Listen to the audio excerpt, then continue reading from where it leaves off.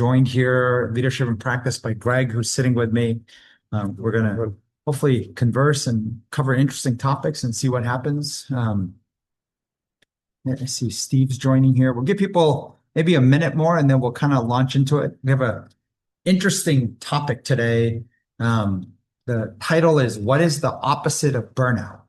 And so I think it's a topic that maybe some people think about, but I feel will give you something interesting, a different perspective on understanding burnout and understanding not only how it gets created, but sort of ways to attack it in a very different way. So maybe before we begin, and I got Greg here with us too, those of you who don't know what the topic is about, maybe in chat, if you can, I should change my username because it's not Megan Entro, it's just me.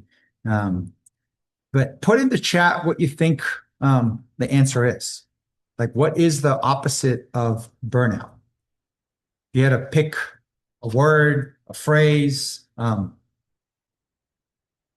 see what comes up here. So we got renewal. Renewal's an interesting topic.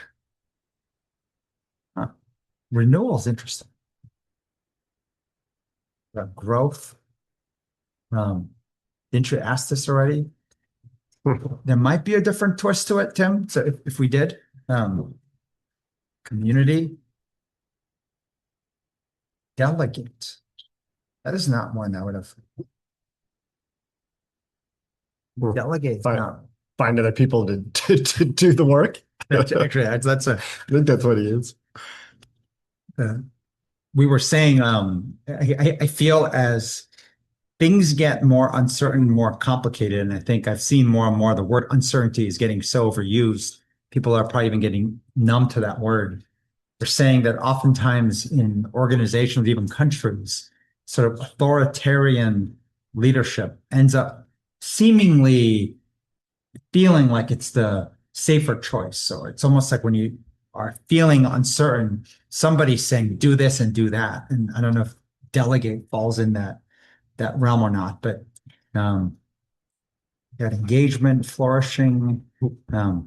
All right, so let me do this. Let me pull up what we have here. So I kind of looked up image of what, just Google searched an image for burnout, and what pops up came up with, this, that feeling of like, you don't feel creative, you feel exhausted, your body could actually react. There's a lot more showing up now of sort of the mind-body connection and how much of, whether it's diseases and how much is showing up, whether it's headaches or actually gut health, all connected to your mindset. Cynicism, right? I think when I think of cynicism, I think one of the best versions we ever heard, I think we had gotten from the Air Force, was this feeling of it's impossible versus, when you see something and you're like, you know what, I think we can figure something out despite never being done, versus this feeling of it's impossible and then why bother? And so I think of less like deliberate cynicism, but like almost a complacency, like why bother? It's not worth it. And I feel like that's probably one of the top places. And then of course, poor performance. This is just a graphic, but it was just kind of ideas of burnout. And so what I wanted to share really quick was, this is an old slide we had received. Robert Keegan is one of the top child psychologists from Harvard University. And he moved the last couple of decades of his career from child psychology to adult psychology. And what's fascinating was why child psychology was such the predominant sort of field, was there was a belief that after a certain point, you're kind of fully baked. And so why parents will obsess about how to, nurture their children correctly in their early years, versus what they found was, although physically, and I think they say physically you peak around 25. So if you are under 25, you can still do the, go out many nights in a row, eat late night snacks and just recover as if nothing happened. But starting at 25, your physical body is declining. So to be able to even maintain, you have to work that much harder just to sustain physically. But the nuance of the brain does not follow the same path as the physical body. The brain was able to keep growing and growing. And so where child psychology was almost like you got a limited window to develop the adult, what showed up is, whoa, like until maybe you get Alzheimer's or you're way late and you see like obviously Charlie Munger before he passed away. I mean, kind of the ability to use your mind and keep growing it. Neuroplasticity became a huge field. But this notion of like the human brain is growing pretty much until you die. And so the need to actually train it and grow it as if you're like, think about your teenage or college years, whenever you think about kind of peak athletic sort of like growth and change, to think of your brain in that front. So anyways, Robert Keegan is one of the top adult psychologists and sort of like adult growth sort of theorists out there and researcher. And he shared with us this notion first that, and I'll come back to this topic, that burnout is the most extreme form of unhappiness. And I posted it on X and Twitter, and someone challenging it that like, it's kind of an extreme statement that, it's the most extreme form. So I'll kind of explain sort of my logic on that. But before I go into it, kind of what,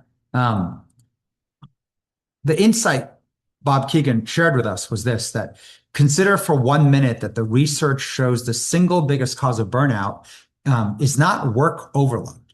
A lot of people associate burnout with just long hours. But it's instead being too long in a work setting. So too long in some job, some environment, whatever you're doing, and you're not experiencing growth. What's baked in that is that you're making investments. You're making investments because you're not trying to be flat. You're trying to grow and you're not growing. So and I know someone guessed growth, but I think there's much more than just the word growth. So I had shared this. This is a slide from way back, that if you look at a plant, there's an expectation that it's supposed to grow. So when you plant it, like when time goes by, you see growth. So over time, things are changing, versus burnout would be the equivalent of this.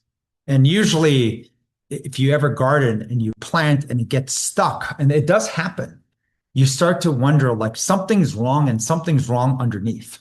And so that notion of understanding this. So we're going to come back to this point of understanding the opposite of burnout. But before we do, I didn't know what to call it. There's like 6 slides I put of different things that I believe will collide together. So I'm going to share with you just different topics and interesting insights, and then it will hopefully all kind of coalesce to the topic we're trying to get to.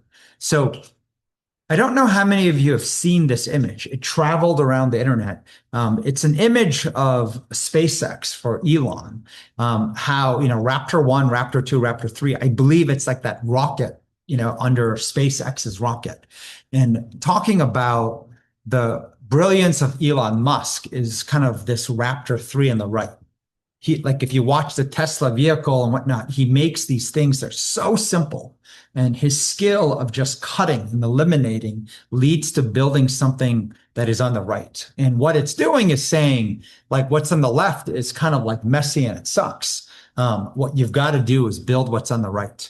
Now, I've been using this diagram and image, coaching and mentoring several people, saying, let me tell you the flaw in kind of what travels sort of in looking at an image and a story like this. The first flaw is that everyone out there is practicing their elevator pitch. And the elevator pitch is not real. And how much we get pushed to be able to explain what we're doing as simply, cleanly, as succinctly of this Raptor 3 on the right. And what ends up happening, and I was talking to someone who's been running their business for like 30 years, saying they're being pushed to make a simpler pitch of what their business is, and to realize this is easiest to do if you haven't started. So if you haven't started a business, this is easy to do.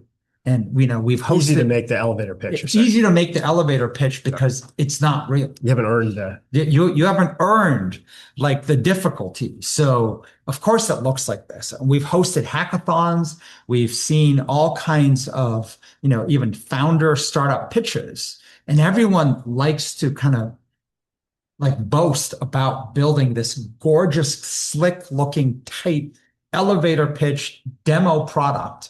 But what you'll find is almost every hackathon product never actually becomes real.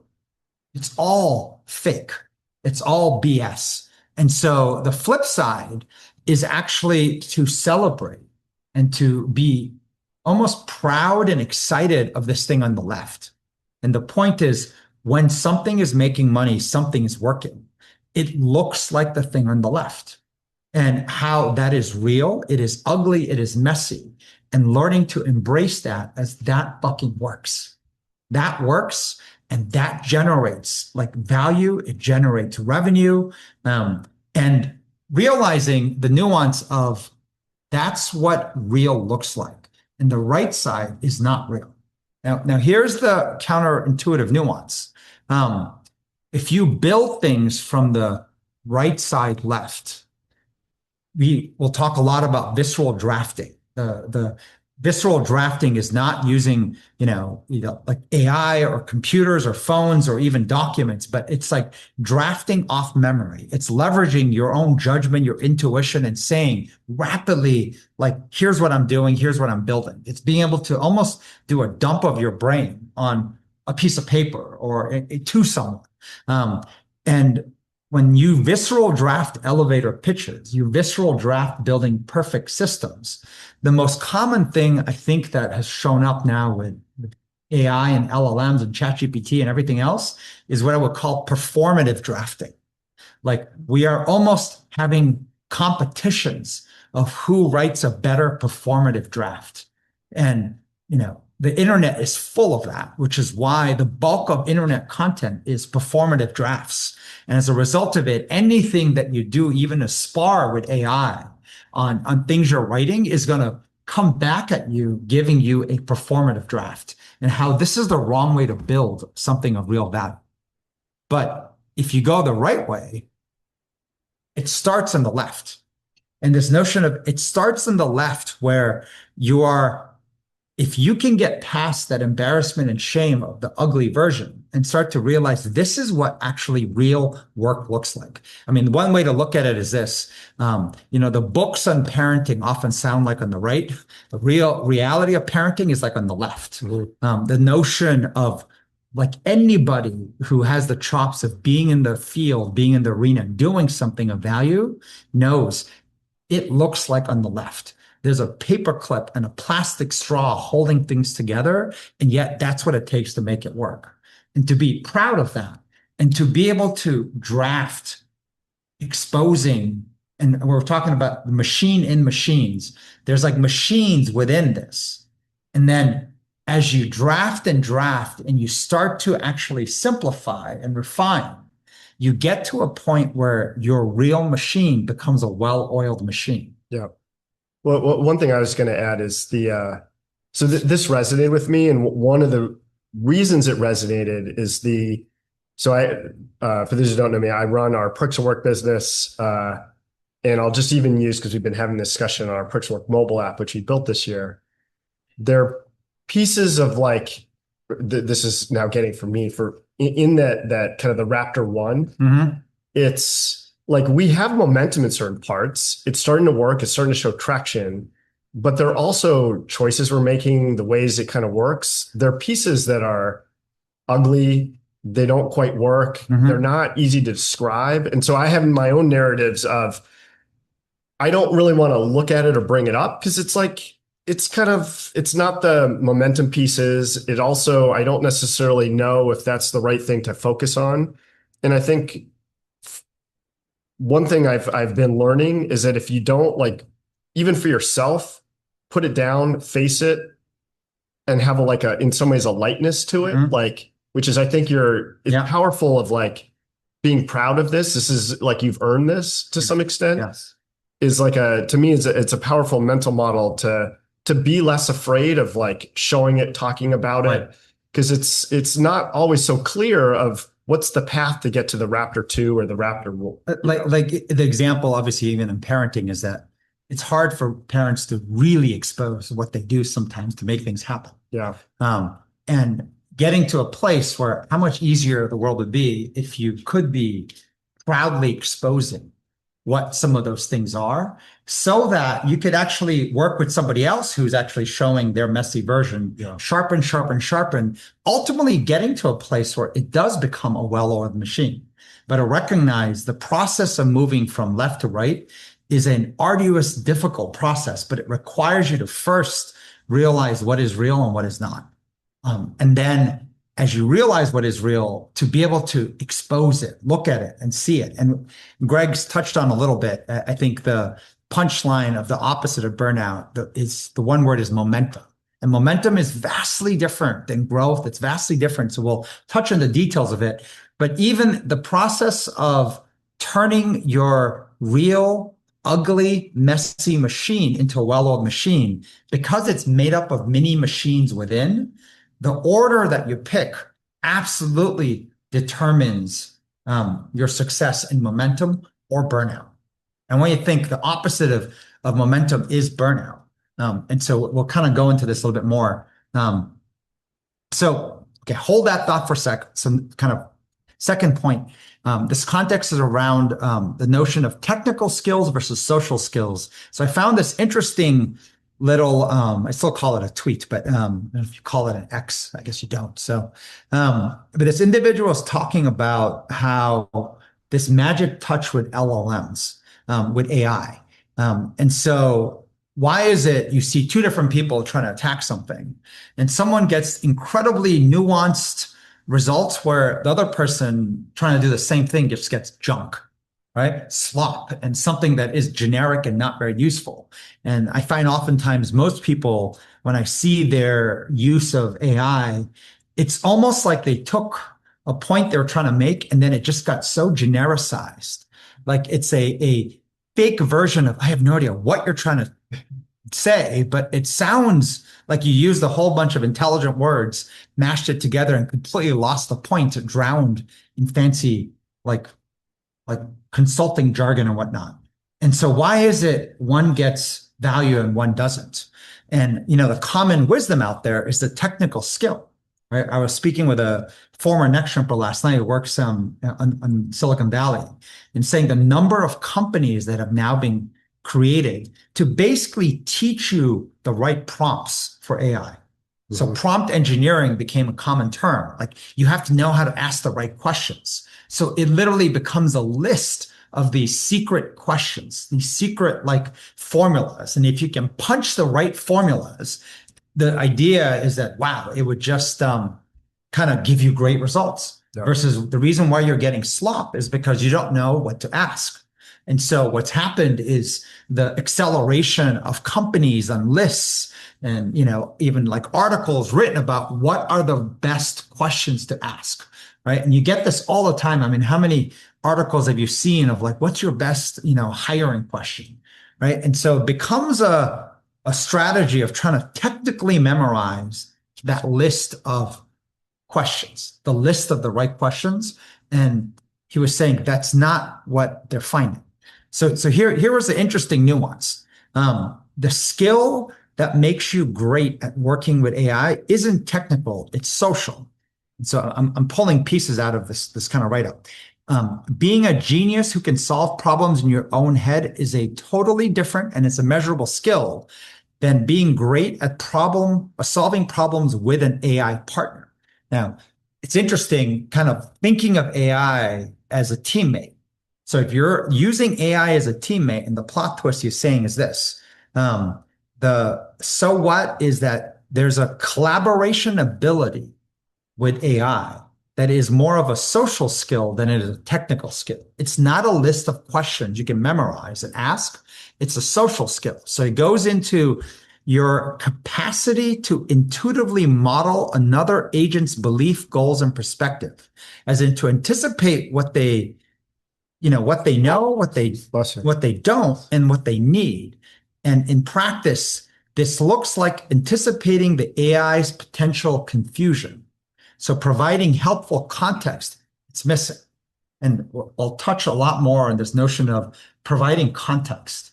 When you have good brainstorming sessions with someone, they will provide a lot of good context.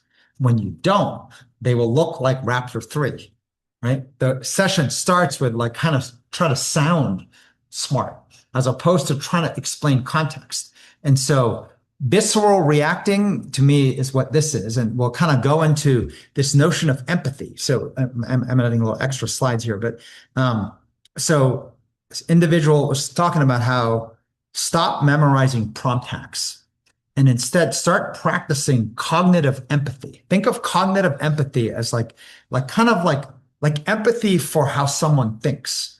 Now you're trying to have empathy for how a machine thinks, non-human mind. So try this experiment. Next time you get a bad AI response, don't just rephrase the command. Stop and ask, what false assumption is the AI making right now? What critical context am I taking for granted that it doesn't have? And so it was saying the real test of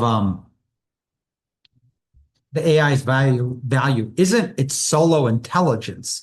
It's the collaborative uplift. And when I think of the collaborative uplift, it's putting the onus on you. Yeah. And so there was a whole abstract and study on it.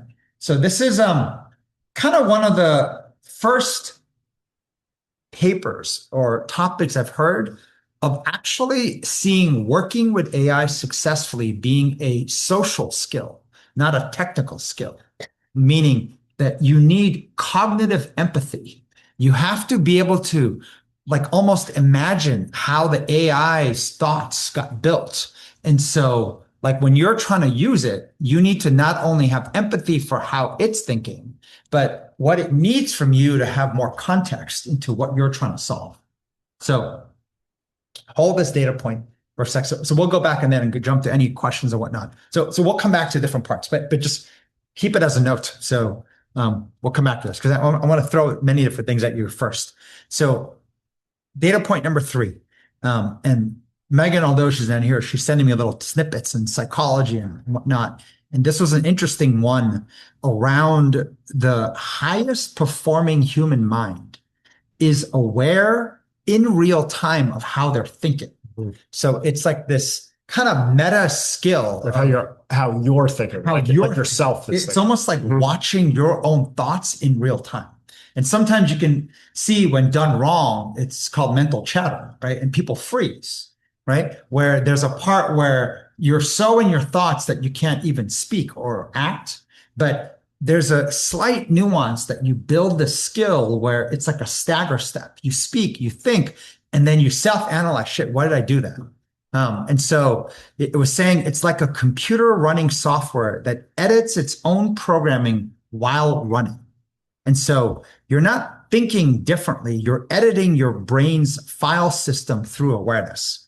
And so this act of building that level of real-time awareness, and a lot of times people will struggle with this. So it might be like kind of that most of us have like delayed awareness. And sometimes the delay is like way delayed, right? It won't happen until someone sits down with you and then points it out and you've stuffed it down so that you might not realize till the third time you're annoying when someone loses it. And then they decide after maybe weeks or months later, I need to bring it up is when you get awareness versus oftentimes when you start to really get tuned to this, I feel like you get aware. They always say the best editor in emails is send.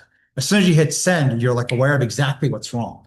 In the same way, whenever you have an interaction, meeting with someone, as soon as the meeting's over, you're aware of all the stuff you wish you had actually done differently and said. Most of us just leave it at that. And so when I think of this next section, it's not leaving it as regret, but it's actually actively building the practice of exposing and kind of making sure at least another human being saw it. It's sort of like the whole, that phrase, if a tree falls in the woods and nobody hears it, does it really happen? Like this notion of like awareness where nobody sees it but you is the same as not happening. So with this in mind, it was talking about the highest form of intelligence, according to neuroscience. isn't logic, speed, or memory. It's metacognition. And metacognition is just a fancy way to be aware of your own thinking, the ability to think about your own thinking. And your brain literally observes itself, corrects errors, rewires in real time. So every time you said, wait, why did I react like that? And I've seen this little nuance, and I like this, where people will say, and so that's why I always bite my tongue before I speak. I count, take X breaths before I speak. And that's not what this is about. It's about letting your mind and brain just run like free. And then after it comes out, having the metacognition or the awareness to say, shit, why did that bother me so much? And do it out loud and be proud of it. Kind of like going back to that Raptor machine. Mm-hmm. Be proud of the messy nature of my brain and what it did, but be curious enough to wonder, why did it get me excited? Why did to me, it's, if you use the machine analogy, it's like thinking of that Raptor one as ourself, mm-hmm. but it's a skill set to be able to look at it, be aware of it in the purpose of trying to clean those pipes so it looks mm-hmm. more like the 2 or 3. Yes. And to realize there's value in what mm-hmm. my brain did, mm-hmm. but like, it's not necessarily right. Sometimes it's right, but I have to be like almost proud to be able to see that that is what a working brain looks like, a working human. But that also doesn't mean that we're going to keep it as is. We're going to try to well oil the machine. And so it's the brain trying to well oil your own brain. So metacognition is the brain watching itself. Think of self-observation. Your brain is studying its own code in real time. So it's like a computer running software that edits its own programming while running. Self-awareness can physically rewire your brain. And I feel, when we had Mark Brackett come speak and he was talking about on all the work and research and emotions, the antidote to almost every challenge around emotion is awareness. And it's kind of hard for people to comprehend that, like, awareness is the solution. And it sometimes isn't the full solution, but it is crazy how difficult awareness is. But I think of awareness tied to this notion of almost near real time. Yeah.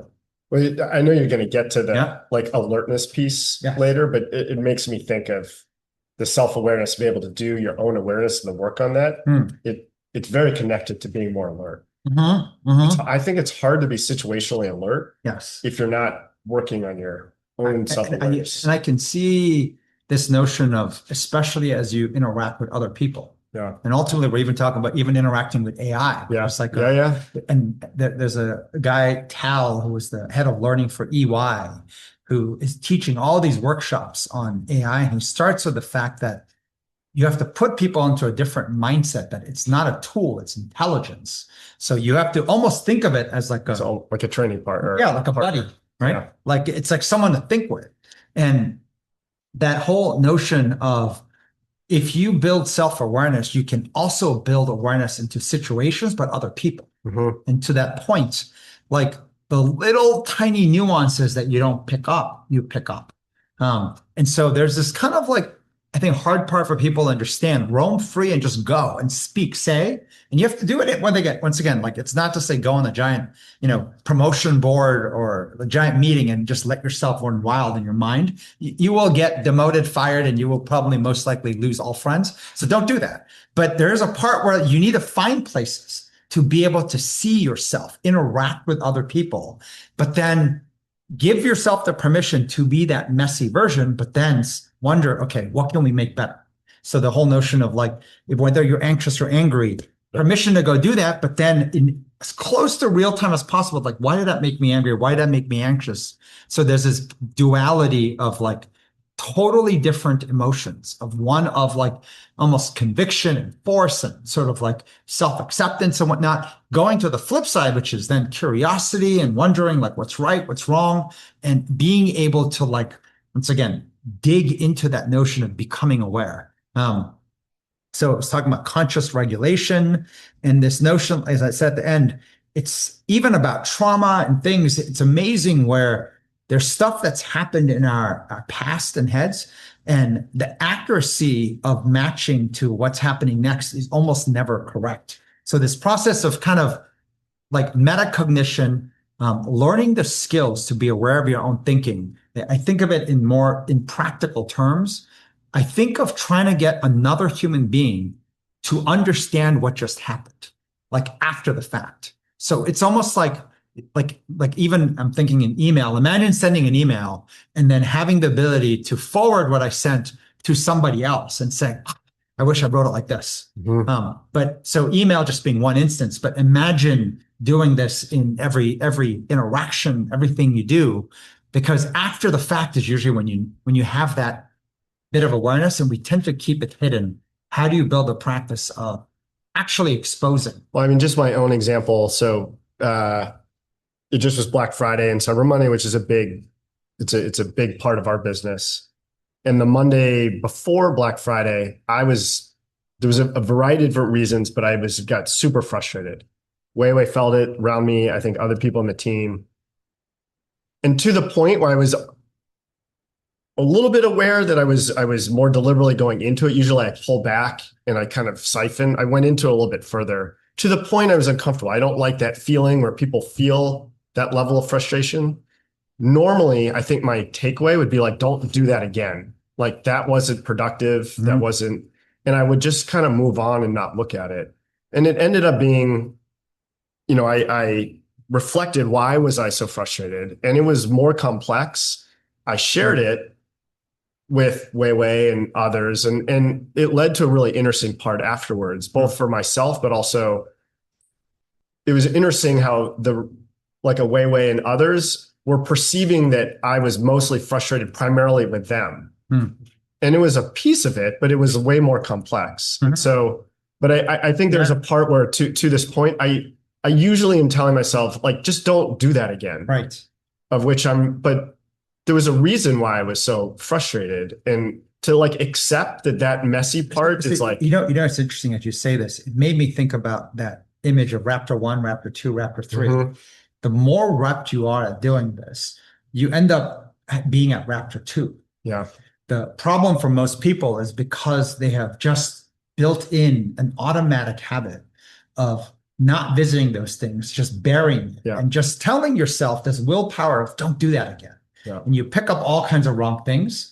Like it's complex usually because you're at Raptor 1. Yeah. It's that twisted wire version. And because you're not in the like automated habits, and it can become then you're like shameful almost. Shameful, God, it's like, I don't like that part of me. It's like, I don't like that coming out. And so and I think there's a complexity of like, usually it's you're wrong, but you're right.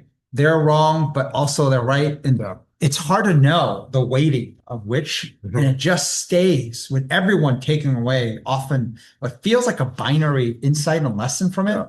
And it's not correct, which is why it stays complex. And so the wiring just gets worse and worse. And so what becomes like, you're functioning as a human, so it works, but the wiring is getting more and more complex. And so the process when it comes out first is very ugly, very messy.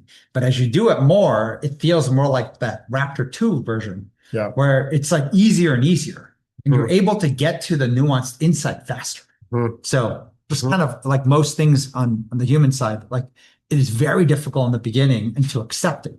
Kind of like that initial Raptor engine, just accepting like that's being normal. And that's kind of where it always starts before it gets better. So I like the complex kind of.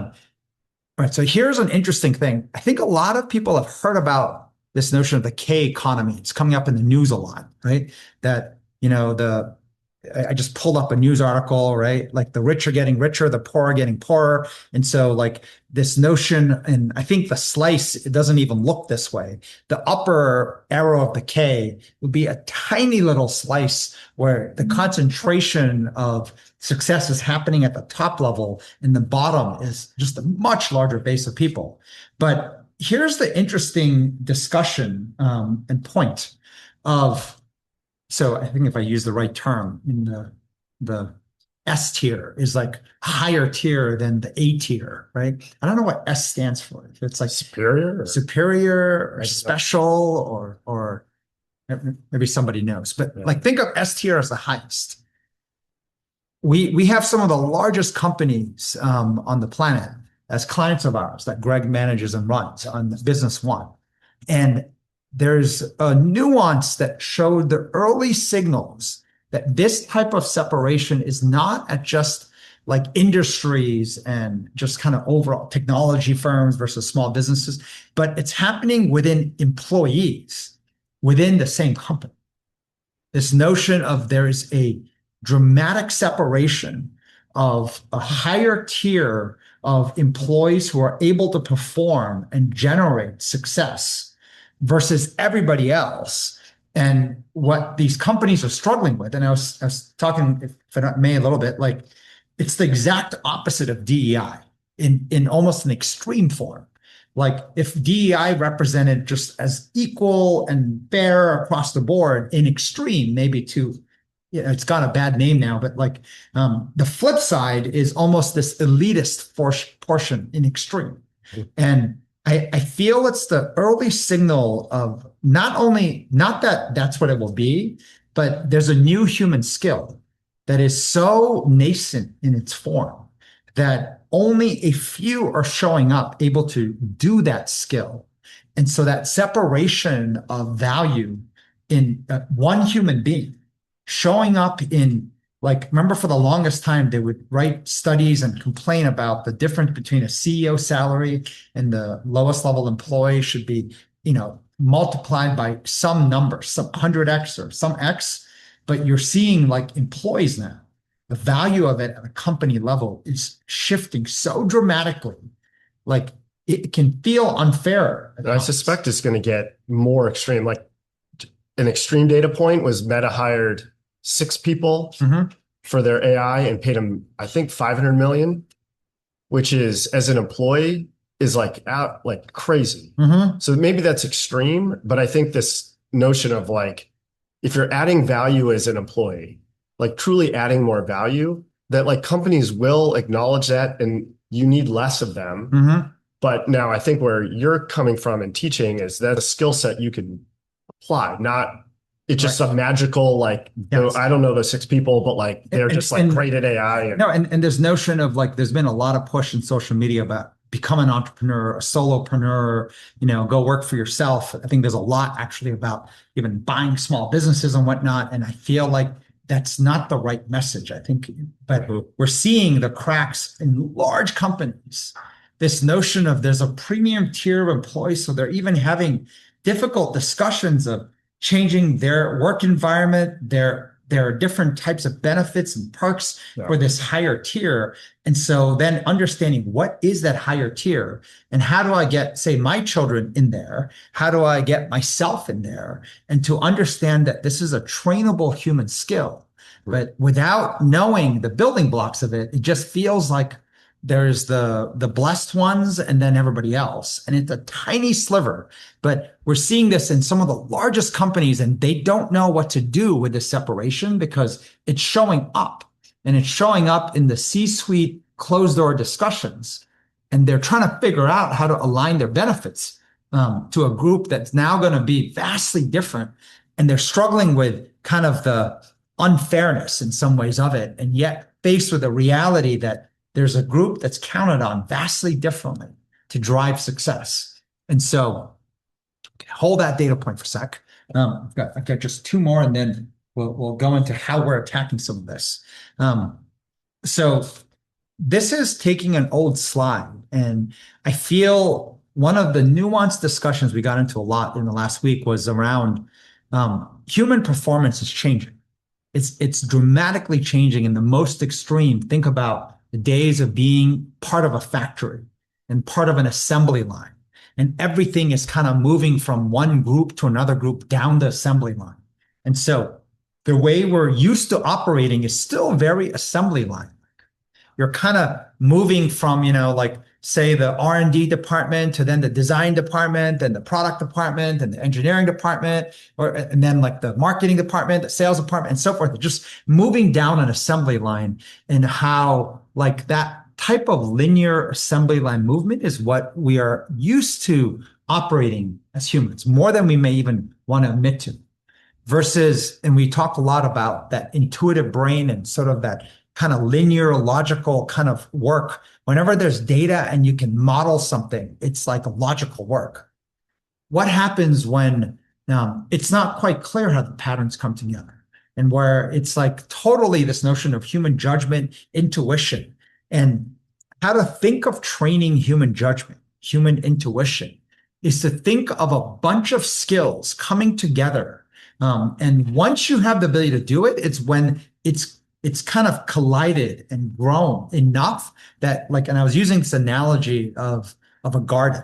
If you think of building a garden of Eden and you plant different seeds, maybe some are trees, so they may take 5-10 years to actually fully get to a place where you can say, wow, I can feel the benefits of that seed. There's some seeds that will grow in a year and some that will grow in days to weeks. And a garden of Eden has seeds that are planted, growing at different parts, but they come together at the same time. And so I'm going to use some of my notes here. The picture above is we had used in an old lip class that when they were talking about the old way of living versus the new way, they were using school, job, savings, retirement, kind of very assembly line, like saying the new path of skills, assets, audience, everything comes together, and then you have a lot more options, optionality. But to think of a similar aspect of how we built human skills. Human skills got built the old path, right? A very like kind of down the assembly line way of building skills.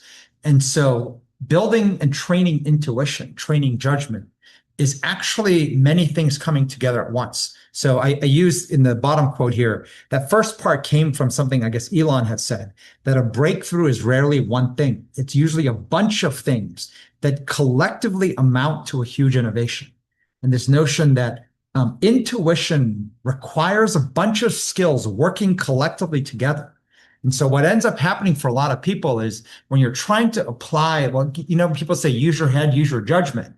It doesn't work.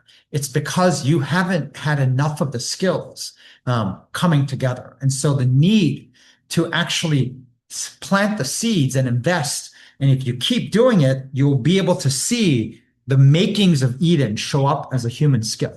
And how that is the single biggest lever that drives success in almost anything. So we'll kind of touch on that in a second.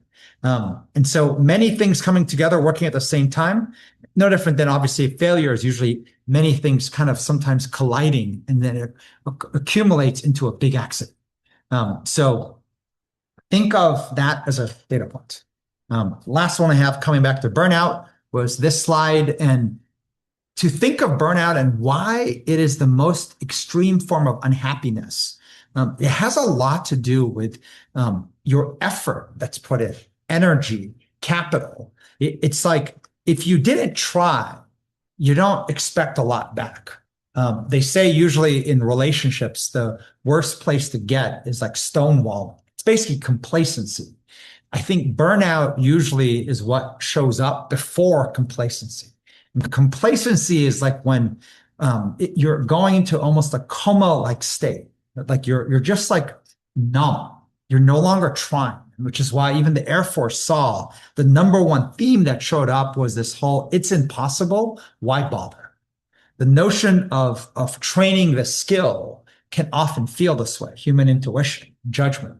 Like it's like, why even bother planting a garden? It doesn't ever work and everything's growing at different times, versus this notion that recognizing burnout does come if you put more effort in. If you put more effort into a job, I don't know how many times you might look back in time and you thought you were going to get promoted. So you came in earlier, you stayed later, and you put in a ton more effort, and then somebody else did. And that feeling of burnout is that I put the effort in and I didn't get the return.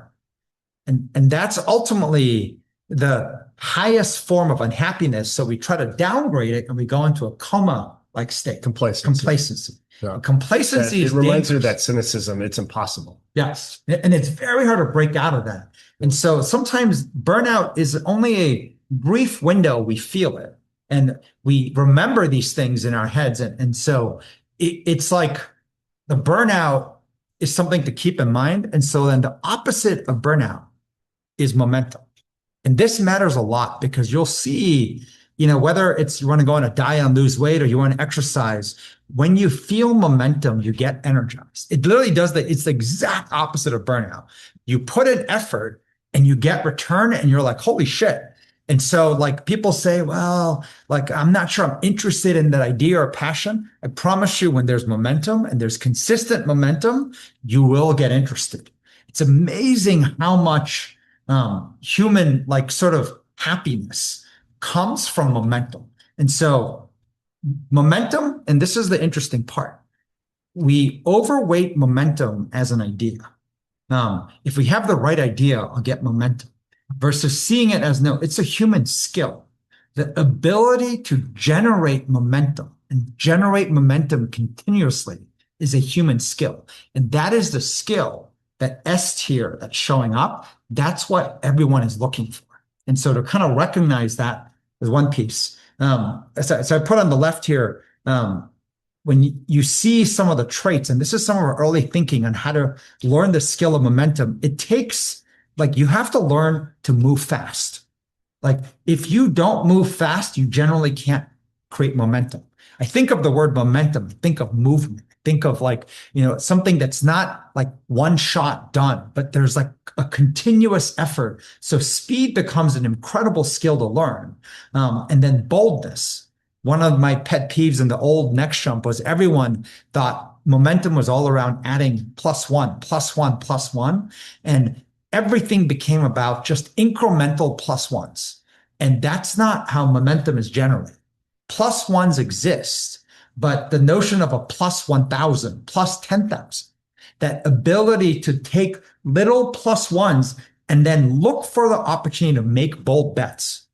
And that combination of, speed-driven thinking, thinking with +1s, looking for +1,000, +10,000s, in the same way that action, the +1 actions, and then to look for the opportunity to +1,000, +10,000. That is one of the elements that's in there to generate momentum. We're talking about when a post sort of like litmus test of when you're generating momentum, you will find that first it gets you excited. And then one of the other parts gets others excited. There's a notion that when you start to see momentum, feel momentum, people like want to build with you. When you don't have momentum, something opposite happens. So like, lack of better words, I put being on fire, and you can almost feel the heat of someone on fire. You can feel the heat of a project that's on fire. And so they like kind of, on a cold winter day like today, you kind of glom onto that heat. The opposite occurs when you don't have momentum. Generally, you'll find things are slow moving and rarely changing, right? There's an overabundance of like little incremental +1s. There's a lack of energy and excitement. And what almost always happens is things get harder and harder. And you'll see the players around you start to get more selfish. And there's an interesting litmus test on this, that as you have momentum, people like want to contribute and build, and they kind of almost sacrifice selfish needs for the greater project or the greater thing that's they can see going towards or happening, sometimes without even knowing what it is it's going towards. On the flip side, there's a selfishness. There's a selfishness of like, whether it's your own time, it's around like, payment, like, and so there's like litmus tests you'll see of like when momentum is there and when it isn't. So can I just add one? Yeah. Another one I might add, of besides it's like not an idea, is like it's easy to like point out like the situation itself. Like, I think I've certainly been in situations where it is slow moving, rarely changing, it's lacking energy, excitement, things are getting harder. And it's easy to like chalk it up to like, well, if I were in a different situation, this wouldn't be happening. It's because of the situation. And my only point is it's an excuse we have to not relook at like, well, if my generating momentum skills were better, I'd be able to apply it to the situation, and despite the adversity, still generate momentum. True. And so I just think there's so like we had this discussion, and I've even put the WHO, this idea that generating momentum is such a human skill that it's idea agnostic, it's situation agnostic, it's even who agnostic. How many times you feel like, well, I don't have the right people, I don't have this, like it's agnostic. I don't have the right team, I don't have the right manager. Right. Like it is a individual skill, the ability to, and share that story that you were sharing in the sports. Like I love the yeah, I was saying it's I was sharing this kind of notion of like this mindset around generating momentum and how mindset plays into it. So there was I like sports analogies, but there was a famous coach, Woody Hayes. I think he coached Ohio State, and Nick Saban told it. So Woody Hayes had underneath him either players or coaches, ones that grew into famous coaches. And Nick Saban was explaining how the greatest kind of coach motivation talk they ever heard was from Woody Hayes. And he was saying it was before like a big final game, and he sensed the team was really down. And he was like had doubts. Yeah. And they had like a losing record. They're getting criticized. They were facing their rival, Michigan. They were expected to lose by 17 points. And he said that he talked about what makes a great victory.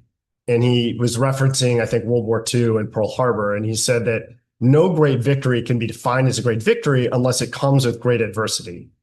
And he said, you know, like we're facing a rival. They have a way better record. They're expected to win by 17. They have a quarterback that's going to be number 1 in the draft. It's snowing. All of that is adversity. We have a great opportunity, a unique opportunity to have a great victory, and that doesn't come along often. And what Nick Saban was saying was that what changed wasn't like a guarantee they're going to win, but what changed was the team's mood went from bracing, like not wanting to make a mistake, to feeling light about the opportunity they had. And so to me, that's a powerful story that gets at this. I like this where I know when you were telling me first, you said, I guess you said something like a victory is supposed to be easy. Like meaning like everything kind of was set up and you got victory because it's almost like it was going to work. It was going to work. But this notion of adding the word great and how like you have to earn great. Yeah. And that notion of, yes, it's stacked against you. Yes, it's difficult. Yes, every single thing is there. And yet this idea, and come back to this human skill, like the ability to, in any situation that looks like that, I can make it work. And not only make it work once, but I can make it work again and make it better and better and better. And so that ability to generate success, not once, but again and again, that momentum, that's the notion of adding the word great, where I think we are shopping around for an idea that will just victory. That'll be the easy victory. Right? The belief that if I find the right idea, the victory will be easy. If I find the right situation, the victory will be easy. If I find the right partner, the victory will be easy. That success will come easy. And to realize after shopping around like that enough times, although it does exist sometimes where you just happen to win the lottery or you happen to, win the jackpot, that's not a skill. The human skill to learn is to be able to turn, like situations with a lot of adversity and like I can like turn it. And sometimes those wins that do happen, we then put the wrong mental model of why it happened. Right. So we're in search of that happening again. Right. So as a result of it, our memory bank can be full of the last time I won. And so now the takeaway was keep searching for the idea or keep searching for the situation. And so the flip side, what is really lacking in almost all organizations is this notion that the human skill precedes everything else. And that this is a learnable skill, but it is, like we said, about many skills coming together, like the Garden of Eden. It's that skill. So I'm going to bring you into our lab and some of the ways that we're working on this. And maybe this will kind of give you some ideas of, so this actually covered this Monday in our staff meeting, and I'm going to walk you through kind of the 4 pieces in here, and they sort of build together. So it's going to kind of take you through each piece. And there's a little bit more. So first, the self and mission machine. And self comes before team, before adding even AI. So we usually write team or where it says team, I'll write others, or I'll write the word AI even here because AI is becoming a teammate. but how to recognize that it starts with yourself. And the single largest differentiator of anything now is more tied to a human being than anything else. So now only once the skill is there, of course. Yeah. So a lot of us are looking for whether it's the idea, the situation, the environment, everything else, and to realize that when you build a skill, and this is the S tier, that K economy, K company, that self drives mission. But when you look at self and you look at mission, there are two parts. Everyone wants the sexy thing on top, the innovation, the breakthrough thinking. And yet the bottom and the foundation of anything in terms of breakthrough innovation is kind of this rigor, discipline-driven machine. And to recognize that the bottom part is made up of machines. And so we spend a lot of time thinking and talking about understanding, kind of like that raptor diagram, that the machine that is making us run looks like Raptor 1. And if you are running and you're operating, to first learn to be like almost proud of like, that's real, and the clean version is not. And the reason that's needed is because kind of like that, becoming lighter. A messy machine makes us feel very heavy. Yeah. So we get embarrassed. We don't want to expose it. We don't want to look at it. And the very act of not exposing and looking at it, whether it's in the self side or the mission side, is the reason why it will never become a well-oiled machine. Yeah. And the process of building well-oiled machines is directly correlated to how much you can innovate. Your ability to strike for a plus 1,000, a plus 10,000 is directly correlated to how well-oiled your machine becomes on the self side and the mission side. And the more it gets there, you will see that not only can you be more alert on the trends and plus ones, you can make those bold bets with speed. And so there's a connection there that becomes important. So to just understand kind of this is one of the skills that need to come together. And remember, it's continuous. This is not one and done, right? Okay, so this was an interesting part. When you think of human thinking, that notion of like metacognition and whatnot, that brainstorming actually is the number one lever when it comes to sort of what's happening. Human thinking, human brainstorming. And I wrote this part in red here, how observing a lot of people over time brainstorming, how bad people are at brainstorming. Like navigating uncertainty, especially with speed, and having even a brainstorm session of it. I put here the human being's ability to wreck a brainstorming session.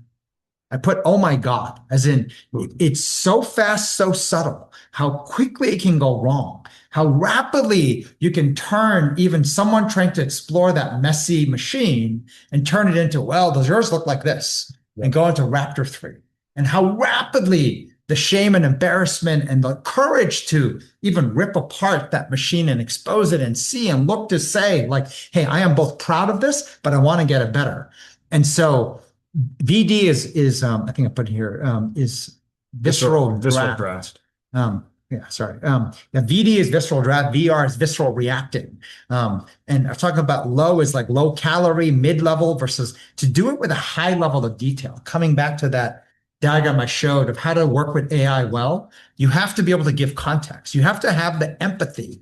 Good visceral drafting is drafting with enough empathy, saying that someone else won't be able to react and give me good feedback if I can't give them context of what's making me think that, what's making me excited at that, what's making me dislike that, and to be able to explain this. And so this is something that was interesting.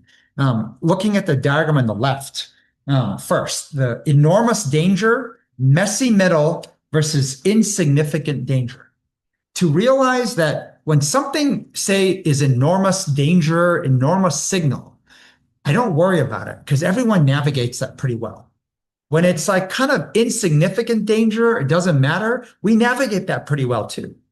It's this messy middle stuff that we don't navigate well. So when I think of where you need reps in explaining, providing more context, it has to do with the messy middle.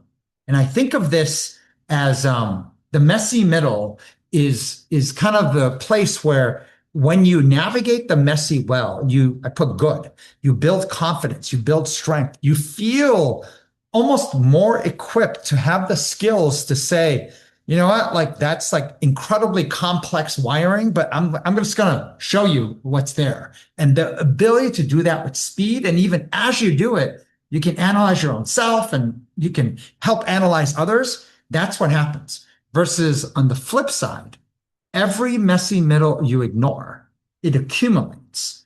And what we found, the early signal is the source of our fears or the source of our frustration is accumulated messy middles. Yeah. And I think of this rule, 2 is too much.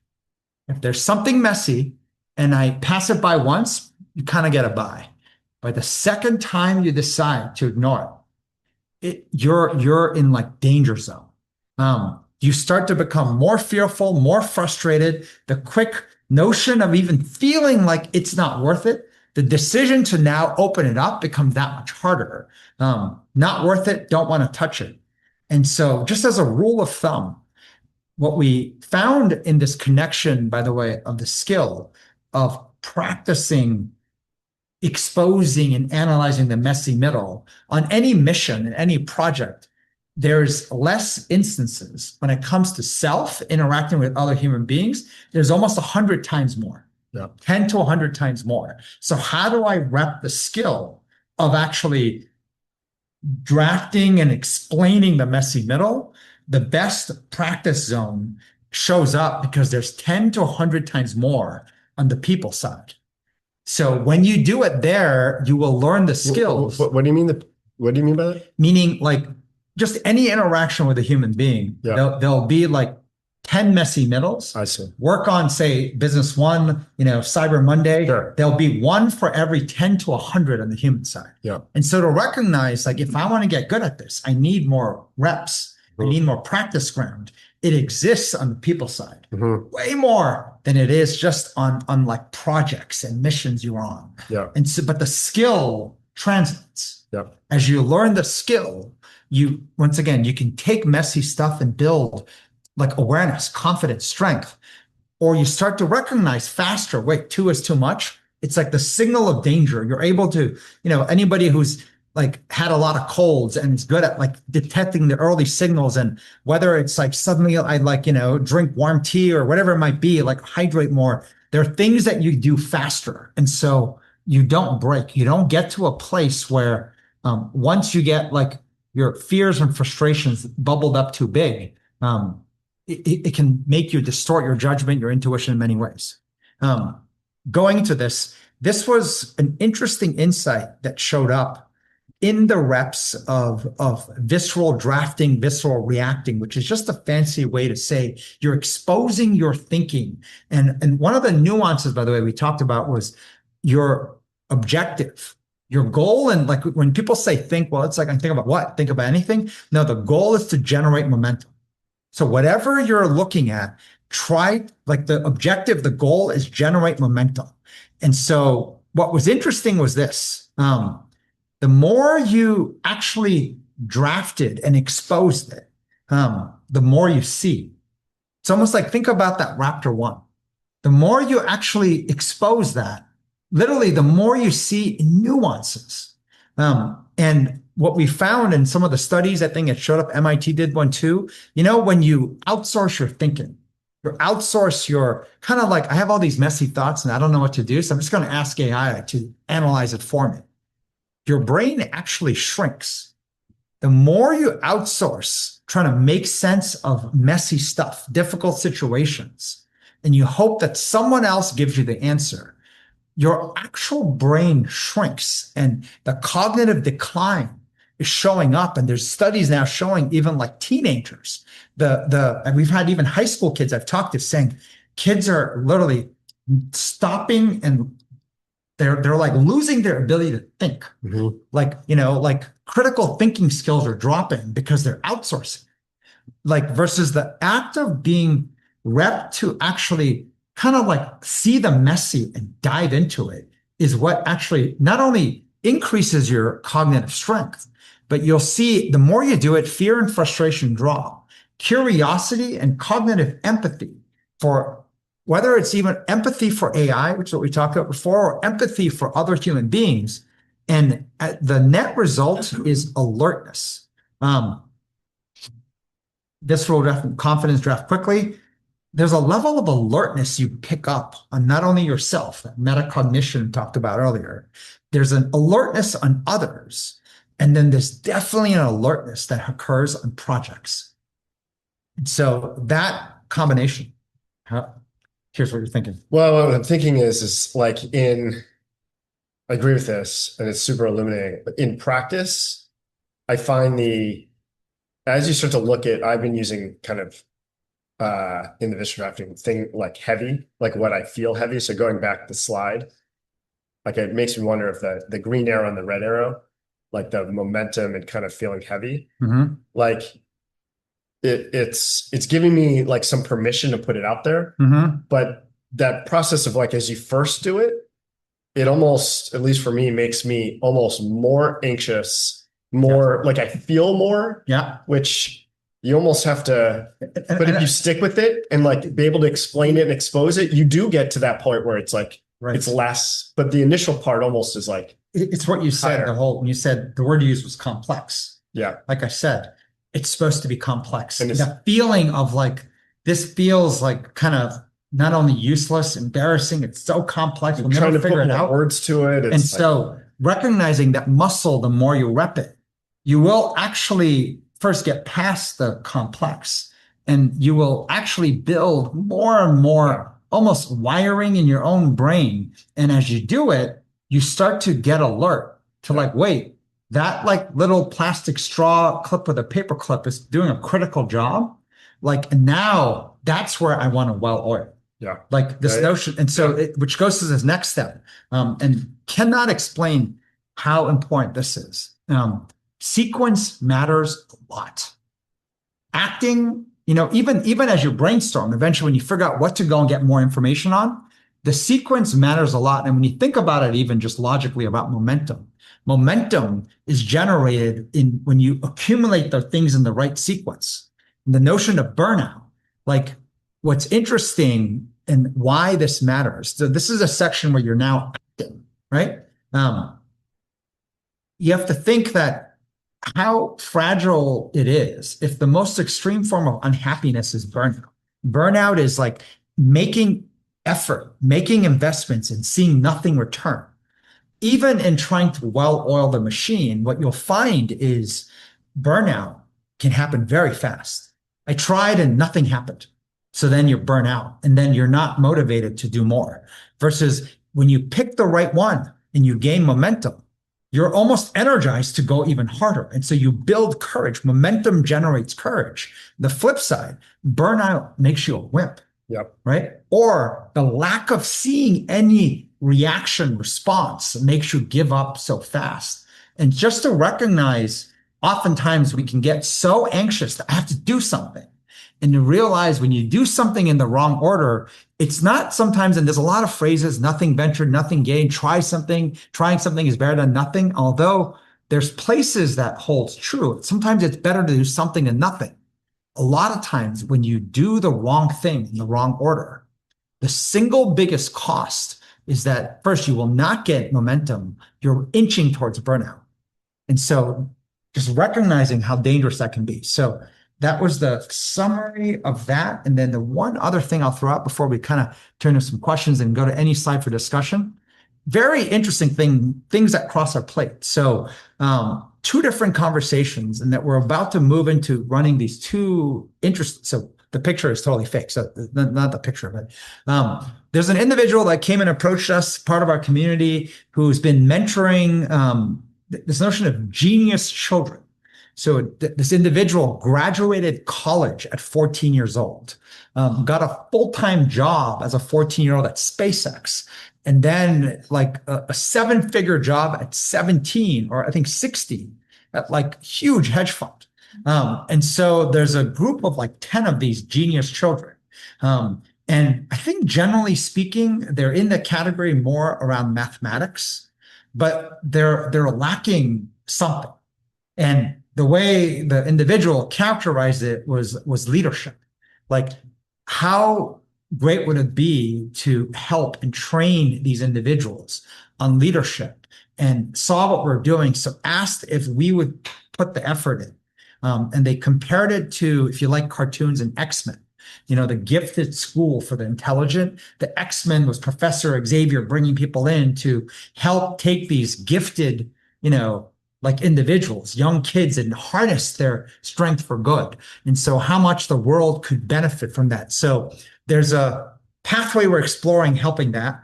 Separately, we've been meeting and mentoring. He's one of the top like streetwear, sort of like fashion, hip hop, like kind of taste and brand making. Think about like just cool, like very successful, and wants to build a university using that as an angle, and the belief that high school. So it's kind of coming back to this where the two will collide.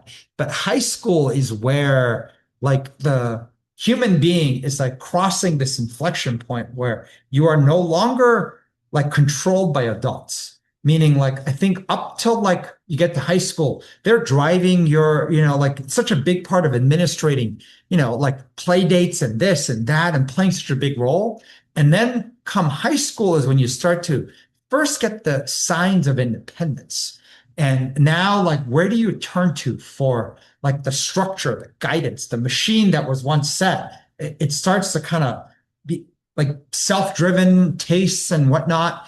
And social media and internet, everything is kind of, and then friends and whatnot. On one hand, it's like the most opportune window where they start forming sort of their like human solo independence and thinking, but also it's where they can get the most fucked up. And so the notion of driving that in, and why we chose to help with this, and we're going to start beta testing some of this here at Next Jump, is like this notion of how cool matters a lot, social, and how in high school, like how, and so we were going even with Coach Mackey, this idea of how do you reinvent cool?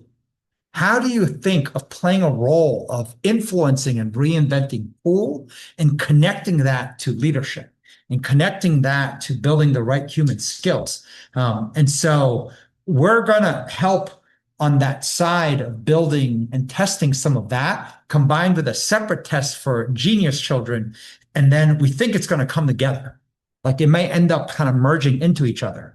And so some interesting things there. It's very early, but just sharing some of the parts that we think are coming around the corner. It's cool. But all right. So maybe really quick, we'll turn to anybody in the Zoom first. So we can feel, I don't know if anybody wants to unmute. I did not get a chance to read much of the chat. If there's anything in there. Any topics that sort of like want to ask a follow-up question on? If not, we can turn to people here too. But if anyone wants to unmute and just happy to jump to any of the thoughts and slides. I know we had some hand raisers in here in this room. I have a quick question, Charlie. Yes. Sorry that I'm not on camera. But so, and it's an interesting idea and everything for sure. But how certain or if there are any other research that suggests that momentum is what it's not only the opposite of burnout, but if it can actually help overcome burnout.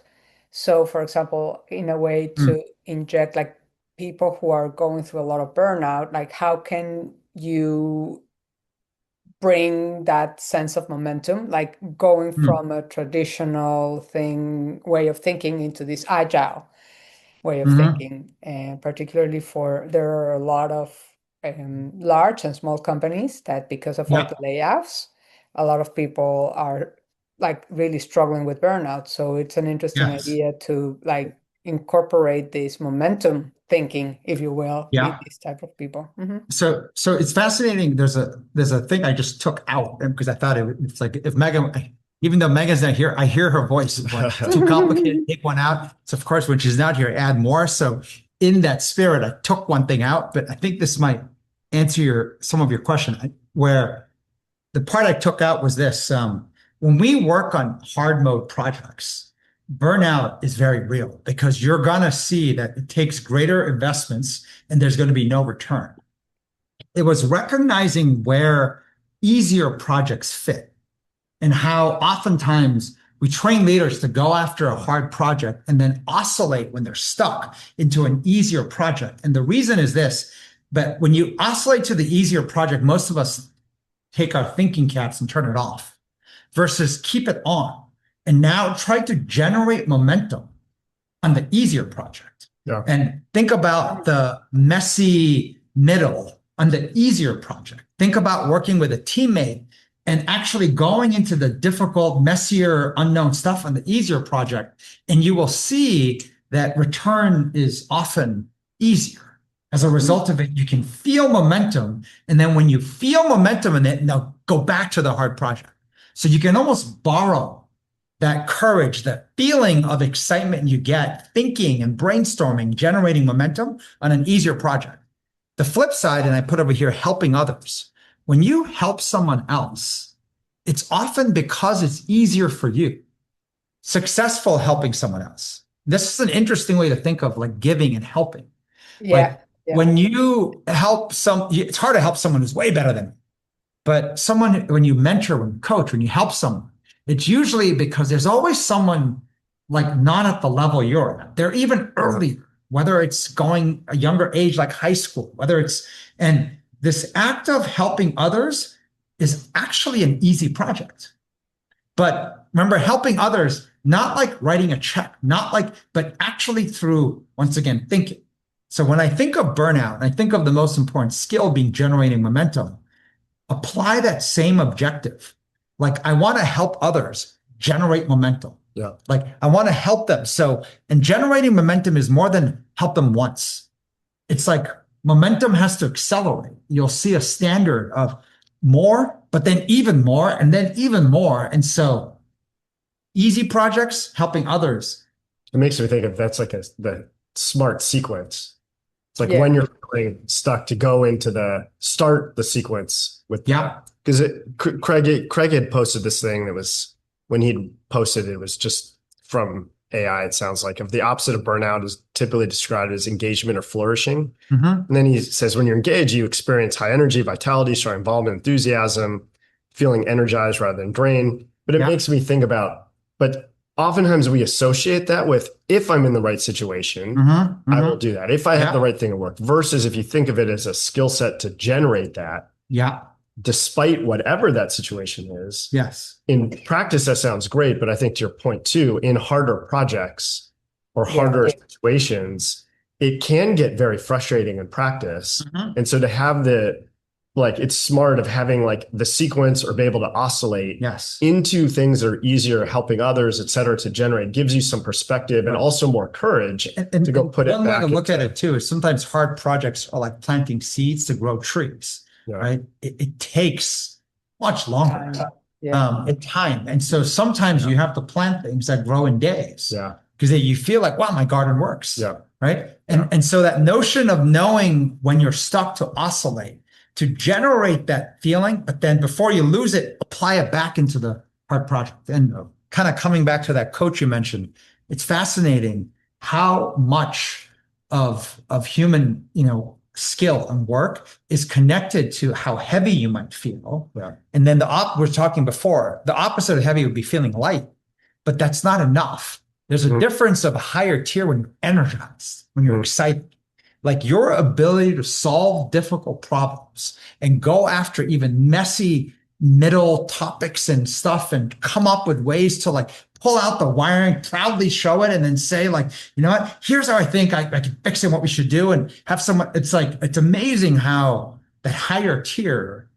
And it's empowering to think of it. It is a skill to be able to generate that.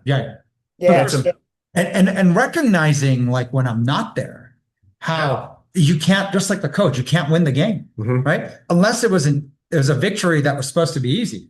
You can't win the game. So you can't create great victories. You can't overcome the adversity in front. Mhm. And I feel like generally speaking, everything has adversity.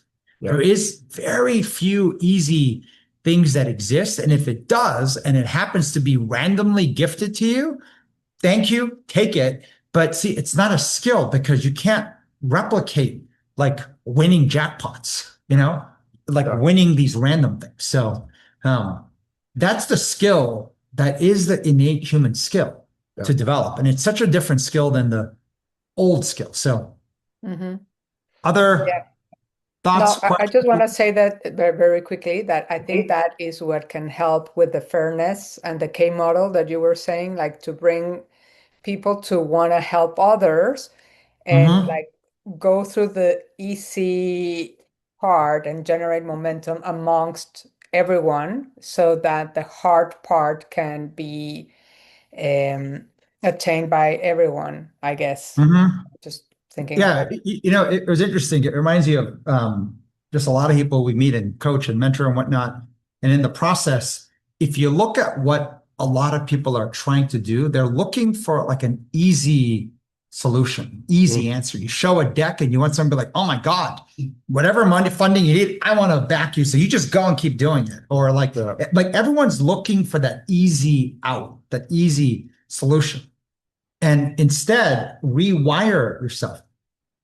Great victories is what skill is about. So like rewire it. When easy happens, you'll take it. Thank you. But that's not what I'm counting on. It's not the expectation. The objective, the expectation is I can go into any difficult situation, work with anyone, and generate success, not once, but over and over in increasing levels, which is the skill to generate momentum. And how that's the new S tier employee. And without knowing, or even S tier like human being. So without knowing all the components yet, I feel like we're honing into some of the parts of what's different from before and what you have to learn. Anybody else? Either on the Zoom or I know we had here. Go ahead. This sequence matters. Sometimes I struggle, a lot of times, about analysis paralysis. You end up thinking about what's the right sequence or right way to do things, and you end up doing nothing. Yeah. So how do you prevent that? I struggle with this a little bit hearing you because I'm a more action person. There are times that I get into the inaction too. And so I struggle with this because there is a cost to it. And so it's like you feel the pain of the cost, and it's easy when you feel the pain of the cost to narrate, well, that's why I shouldn't have made that action. And you can feel more criticism. But I can also see people use that as an excuse to not make the decision. And so I feel like there's a tension between like there is a cost if this sequence is wrong, but also there's a time limit and urgency to like make decisions. And there's, I think, a natural I'm growing to like appreciate there's a natural tension there, and both sides are right in the sense of like over time and inaction, I think it leads to burnout too, because it's like you're kind of like, why bother? So maybe it's not burnout's the right word, but at the same point, like I felt it, we've all felt it. Like, and one thing I think of is that in my head is like, if I can build the skills of recognizing earlier when a decision I made may have been the wrong sequence or may not, it's leading to like not momentum, to be able to name it, call it, adjust to it, that gives me more confidence that like, you know what, I can still make decisions and I'm just going to do it in a more alert way. And granted, this is a little early for me, but. Right. So the two thoughts I had was this. I first went to this slide about brainstorming. I find that often the right thing to do is to get more clarity on something that was messy. So it could be like it was messy and I was scared to look at it. Now I'm like almost excited to rip it apart and see what's in there. And so that to me is progress. I always talk about momentum too. And that's momentum. It's like momentum isn't only in like action. It's like getting like dramatic clarity and stuff that was like complicated.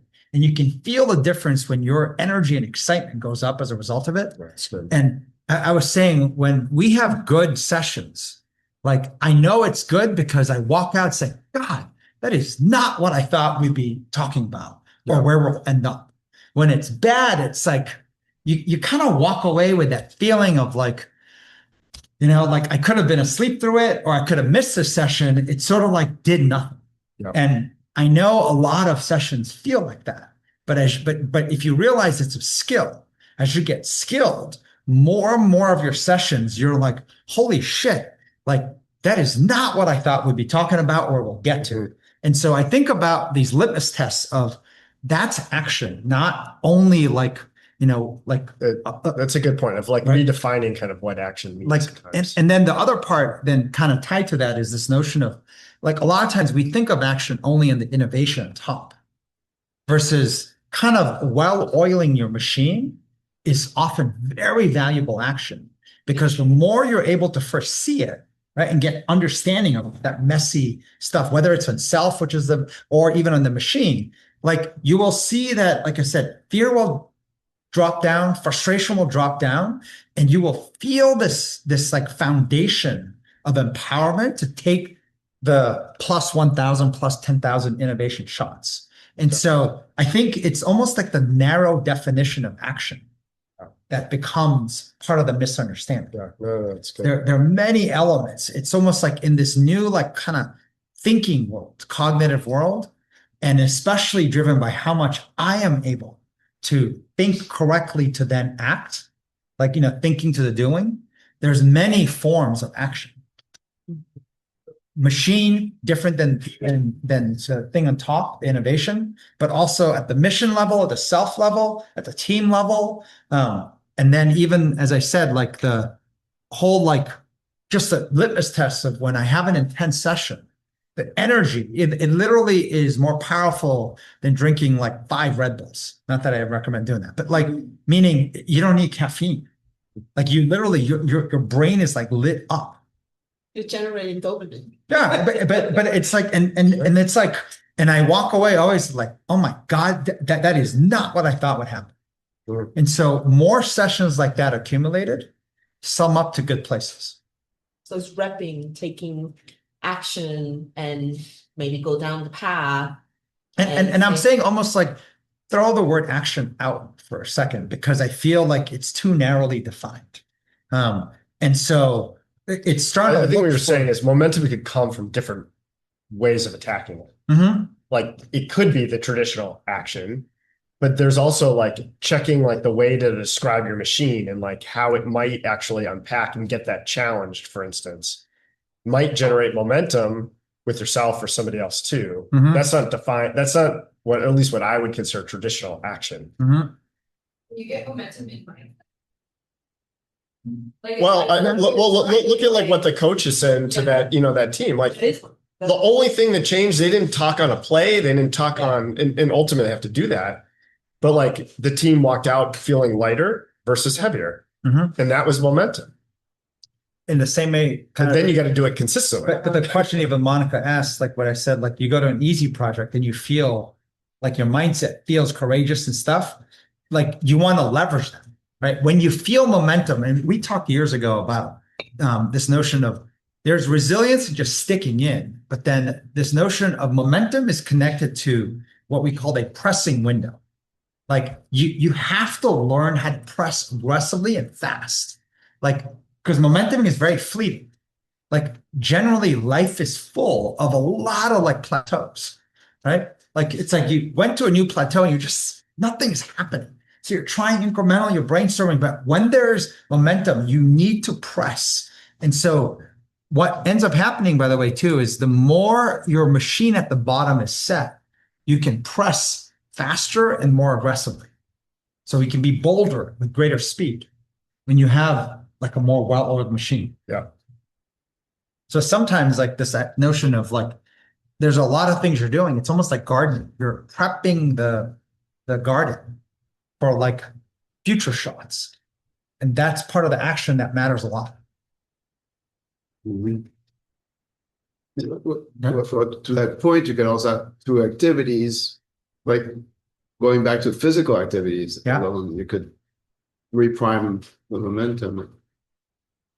What do you Meaning, mean? Like, so sometimes when everything is going wrong and you feel that you could experience burnout, and it has to do with the difficulty of the project that you're on, et cetera. It's just completely shifting to dancing, something that, you know, you wouldn't do, so, or to a new activity, but that would be not cerebral for that. I'm trying to say that if you actually, we are a physical being too, our brain is connected to the body too. Yes. So there's also one way to reprime that momentum and feeling good about just being. So when you're saying that, like the reason I pulled this slide is, I hadn't pulled this up in a while. I didn't realize in that green box, the word optionality is there. When I think about often why we're stuck, we think that was the only way. And a lot of what we're unpacking and sharing is that there are more levers than you think. Like the notion of trying to get breakthrough in this hard project, sometimes is to go and mentor someone. Feel that momentum of value you can generate using your knowledge and your experience, and then go back when you feel that, right? And it's almost like the act of helping someone is just one path, or moving to an easier project, or the act of like, you know, maybe I can't think of a big innovation idea or shot, but I can maybe go look at this machine, or I can't make progress on my mission, but I can look at myself, and then I can look at like how to up level my skill, or I can look at like how to look at my own routines and kind of look at the machine side of myself, look at it from my teammate. It's giving you a lot more optionality. And I feel like that's a lot of what the new skill is, right? Like you're no longer like stuck. Like the old way is that, well, like I can't really move to savings till I have a job. And so it's very linear. It's like an assembly. And we're kind of, our mindset's off. And just like I said, action, you said the word traditional action. We're trained only in thinking action is traditional action. The idea of getting clarity, idea of taking, you know, what is already running and understanding it better so that like I can like. Well, this is where the awareness, recognizing, well, this is a part I'm heavy. Heaviness is probably going to be blocking some of my ability to see options and choices I have in front of me. So it's like momentum might be attacking kind of the heaviness to more light. And so the next time something like that occurs, it no longer makes you feel heavy. Yeah. It never doesn't make you, whether it's frustrated or. And it might just be being more aware of it. Yeah. It's like. And it's amazing how that is momentum, because now even you as a human, as an individual, you're now armed with something that almost is like it's like kryptonite for Superman. Like if there's like kryptonites out there, it no longer works in the same way. Yeah. So your power isn't drained. And that's momentum. Like the human is the single biggest lever of success now. And so if you get stronger, you get and more aware of like when that happens, what's happening and how to even like punch it, like that's momentum. Tim, did you want to unmute? You have like a good thought about like how this exists in a corporate structure with like leadership versus like taking care of this stuff for yourself. Do you want to unmute?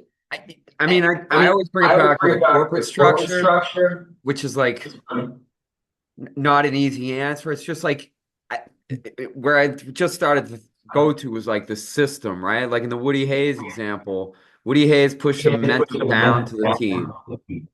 So they were tight. He made them light. They go out and they win the game. In a corporate scenario, Woody Hayes isn't looking out for you every day, I suppose. Like it's incumbent upon the player. And so like, I don't know. It's like, again, if it's always back to the player to start to generate momentum, you're more vulnerable to the burnout scenario, or at least you could be more vulnerable to the burnout scenario, right? Because it's always pushed back to you. Whereas if you have the right system in place, the coach can pull you out of a burnout scenario. If that makes sense. Well, So I was going to say, it made me think about, so this conversation I had just the other day with one of our former employees, right? Big giant corporation, in the corporate structure, the belief is like, I can't do that. I'm bound by the process and rules. And there's a feeling, once again, the why bother, you know, it's impossible, why bother? Like it works better in smaller companies and whatnot. And it's fascinating where first the K, slide 12, and the K company side the largest of companies, I'm talking one of the top 10 largest companies in the world, that's showing up and they don't know what to do with it. But I was sharing also kind of in a discussion afterwards, the work we did in leadership was going into the largest, most bureaucratic companies. And those leaders believe, like, look, I'll hear what you're saying, but you can't change what we're doing. Whether it's the UK military, the way it's set, right? Over hundreds of years. And where we built credibility and trust was and this is not just one meeting, many meetings that say, God, you are making my work exciting. Like where I believe we couldn't make change, you are showing me that like I can get excited at actually making, progress, change, as in generating momentum when the belief is it's so large that it's impossible. Yeah. And that what we're seeing, the signal is this is what's changing. And that it is actually a skill, if you learn it, the largest of companies, with hundreds of thousands of employees are looking for the one individual who can do that even in that situation. And so I feel that mindset, when I think corporate structure, it's actually the canary in the coal mine, the earliest signal of this is the new future, new skill. And kind of to rep and train it. And I know we're trying to put the building blocks, the right sequence, so we can get to a place where we can say, this is how you start, and this is the right components to start with, because many things coming together is actually a very overwhelming thing, right? And so we're tinkering and experimenting how to do this, but it just reminded me of the exact same conversation, right? I think it is. Like, can't be done. Like I'm bound with, 1,000 people on this project. I have to go through.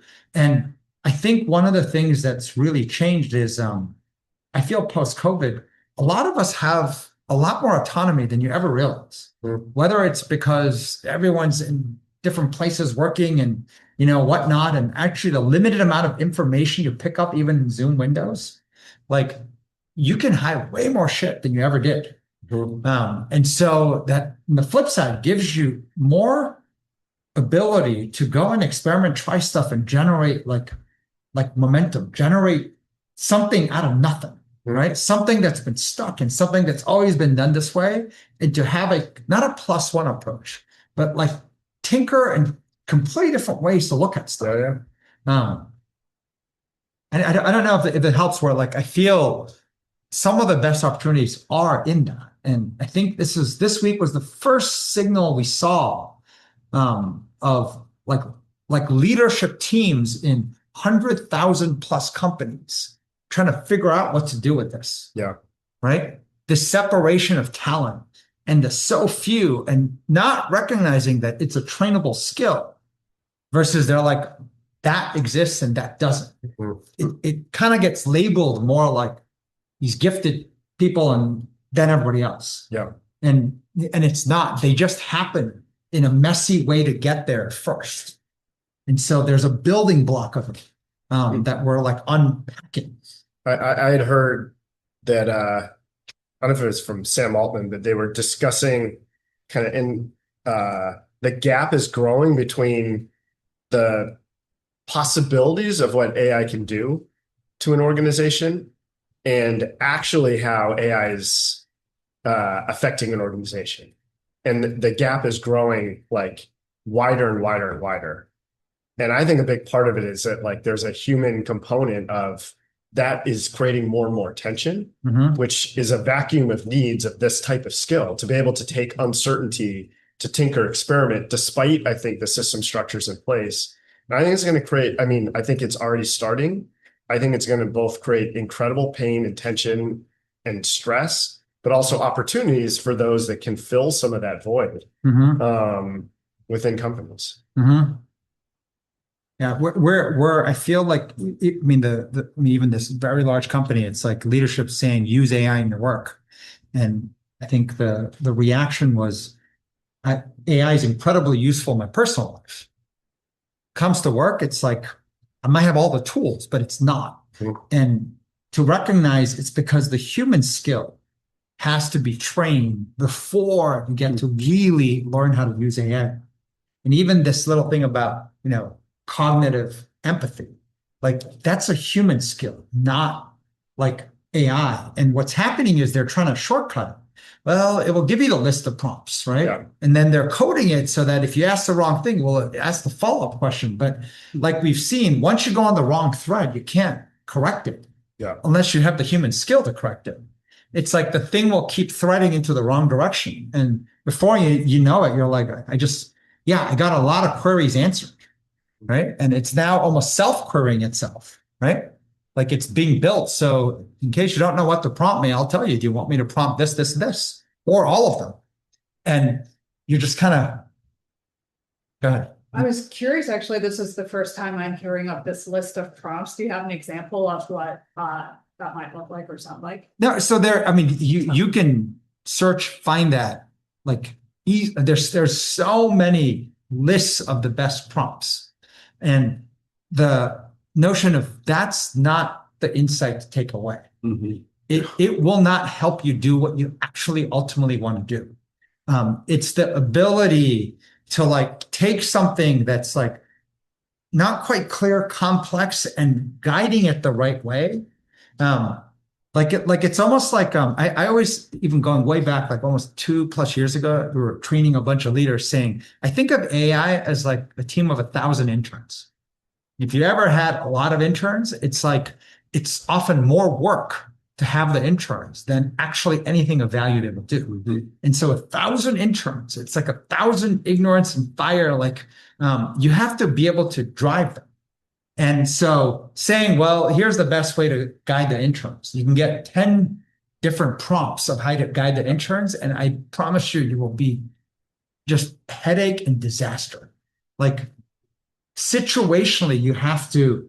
I look at it I've seen a habit where the prompt search goes into like the spiral is like, take something that's more complex that you don't necessarily understand. ChatGPT in one hand can, but for instance, a lot of us will go and say, kind of like, here's what I kind of try to do, like, give me the answer. I found it much more helpful to start with saying, here's my thesis of what I would like to do. Like, here's some context of the parts I don't kind of understand, critique my thesis. The outcome of that starts a dialogue that's way further along versus I haven't put my own thinking. I'm not exposing my thinking. Mm-hmm. Now you give me this great language that sounds great, and I don't know how to interpret it. Mm-hmm. And then what we do that's even worse is now I forward to my team this thing that I don't really understand. Mm-hmm. It sounds smart, and boom, guys, I put into, ChatGPT this thing, and this is a great articulation of it. And it can lead to a lot of like us feeling dumb reading that piece. Whereas I find it way more helpful as a tool, like Weiwei, for instance, this is in the code side, like our authentication is very complex. It's a system that like not a lot of people have touched for years and years and years, and many of them aren't here. And you can, instead of just saying, give me the answer on the off piece, if he starts to say, here's my thesis for how it works, can you now look through the code? What do I have wrong? What am I missing? It's an amazing accelerator to now all of a sudden giving us confidence that we can start to innovate in that area in ways that just felt just overwhelming before. Can I answer? It's interesting because I think of what AI is doing is at the end of the day, it's just a summary of all just data out there. And so whatever you end up prompting it, it's going to still analyze it within a certain container set of data. This is where another human being, vastly different. Like there's no two human beings that will have the same container of data. So as a result of it, when you are able to explain sort of, how you're trying to generate momentum, what you're trying to do, and the things that kind of are forming your thoughts. And remember, they're fuzzy, which means it's nothing complete. It's like getting comfortable sharing incompleteness, but with a level of depth that it makes someone else saying, wait, I have a reaction. It could be totally divorced from what you're trying to do. So instead of me trying to analyze what you're trying to do and then add to it, it's saying it made me think of attacking it this way and a whole different set. The combination of those thoughts end up producing, like I said, good brainstorm sessions. You walk out, you're saying, this is not where I thought it would go. And that freshness of approach and direction, like it's rarely as effective. I mean, maybe one day will be with AI as it is with another human being done right. But in the same way of having cognitive empathy, like most people can't react. And imagine like starting by saying, well, look at my rocket and it looks like Raptor 3. And all it does is looks good, right? Or I'm trying to add some incremental value versus like when you get good at explaining the mess and structuring it in a way that shows, okay, I can get a sense of why you're thinking this way and why, like, and then I give you my reaction and what it triggered in me. The combined data set produces superior innovation. I have used AI asking questions and it spit out, I know it's the wrong answer. I point it out. It's like, oh, thanks for pointing that out. It sounds good if someone who didn't know the answer, but I take its word for it. Yeah. It sounds great. And it's when we have it replace our thinking versus like either challenge or add to our thinking. It's there's just, to me, there's danger zone. Right. Like when it comes to navigating that uncertainty, I mean, from some of the top leaders, AI today, they said at best 10, like less than 10%, like might produce like value add to my thinking, almost by accident. And oftentimes in hallucinating by accident, it might give, oh, wait, there's a different approach.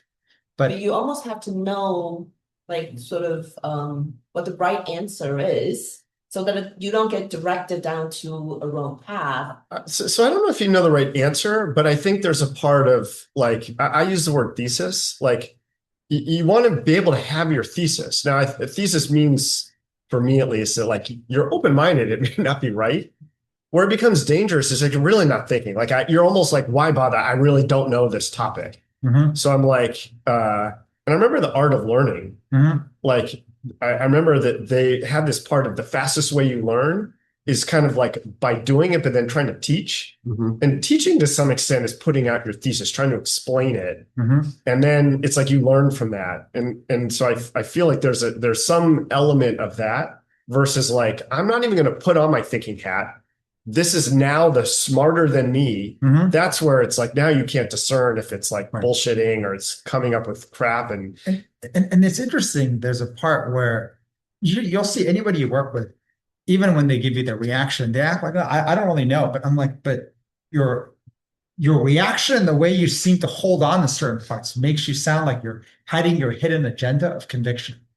Like we all hold natural conviction in anything. In like milliseconds, we have an opinion that's way stronger, but sometimes we don't ever expose it, nor understand why. Why am I holding on so strong? And so when you get used to kind of recognizing, no, holding on to a thesis and having a strong opinion is actually just innately wired in us. And so instead of being embarrassed, like I'm going to show it, and then I'm going to go to this completely polar opposite skill of trying to say, why am I holding on to it so strongly? Like, is it accurate? Is it not? Like, and not only for me to look at it, but allow somebody else in to tear it apart with me. That's an important of one of the things coming together as a human skill, very important skill, because you won't be able to navigate like kind of the human sort of judgment, intuition, that part of the brain, unless like you can do that. Because otherwise you're playing a fake game, right? So one thing that we do as humans when we have a conversation or a brainstorm and it gets messy, the receiving end asks a clarifying question. Yes. Do you ever prompt your AI to ask you clarifying questions as your... So we've done a lot of work where the clarifying questions has its place. I think a lot of us are trained. That whole Socratic method and the notion of I'm going to let you solve your own problems, right? So there's a condescending nature oftentimes to these clarifying questions, where if I keep asking you the right questions, you will solve your own problem. Versus there's a difference in like you explain something and it triggers in me something else. Sometimes it is solving that. Sometimes it's a totally different problem. And that act of being that authentic, that as opposed to playing this performative game of like, well, like, and maybe it's so automated, I don't even realize I'm doing it. With the look, you seem to need help, and I'm trying to help you, so I'm going to ask you clarifying questions, versus the actual more effective way to help. And usually when people are traversing this stuff, it's something that the data doesn't exist. Meaning, if you can analyze the answer, AI is going to do it faster and usually more accurate. But when you don't have the data to analyze, now comes like, okay, who does that? And this is where it's human beings brainstorming together. But the effective process of brainstorming is seen as whoever speaks first, everyone else is going to try to ask clarifying questions to now add value into your thinking or to get you to come to your own answer. So whether it's condescending or whether it's kissing up, like, I kind of look at it both ways. How do you break that mold, that mindset and automatic of how we were trained to move towards, it's almost like, hey, you're talking and stuff, and then it's got me going on this. And then when we both like explain, it's like, well, in there lies now interesting data sets that Yeah, I agree. I understand. And I think I put it in the wrong place as in a brainstorm. I think if you take that away in the brainstorm, but again, probably it's my ignorance because I do not ask enough questions to AI, but and I should try to see if it's going to ask me questions and help me exactly get to my trigger, to my faster thinking. I mean, we think intuitively, and we again, intuition and judgment appears immediately. And the flow is important in a brainstorm, but it's a machine, and in order for it to, sometimes it will lead you down the path of you are processing and trying to understand what it's telling you and making you think of something else. Right. So you're doing that internally. Whereas if it were to actually ask you a question and make you realize that they don't understand what you asked them.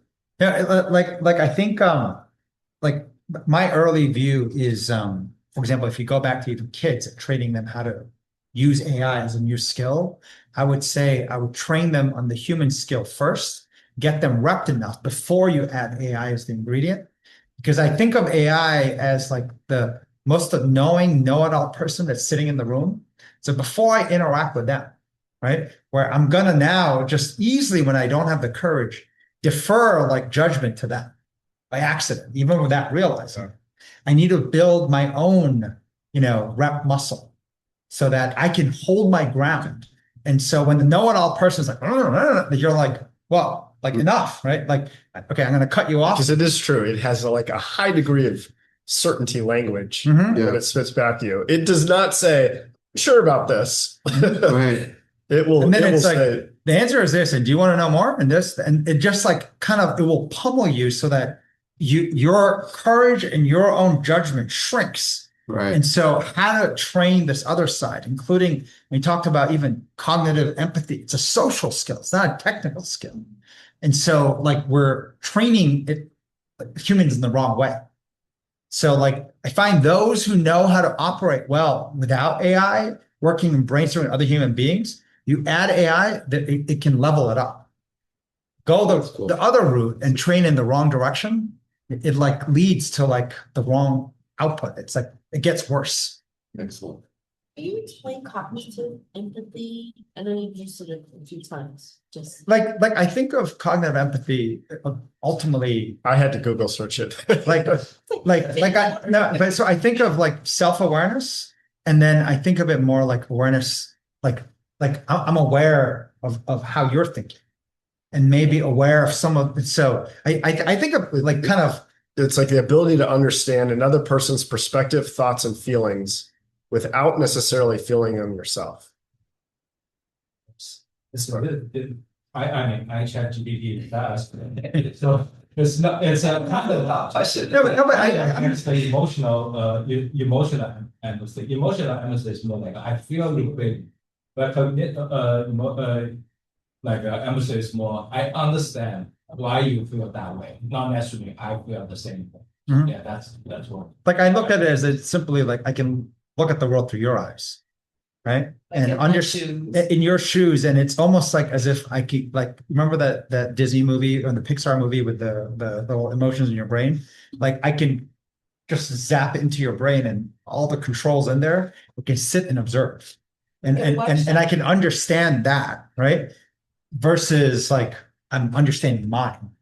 And so usually you'll find that it's very difficult to have cognitive empathy if you don't have like kind of self-awareness in how you're thinking. Right. So like, and the more you rep that, you can actually start to get more alert and see others. And so that's the notion where if you're saying to use AI well, you have to have cognitive empathy. Well, they're not even aware of how they're thinking.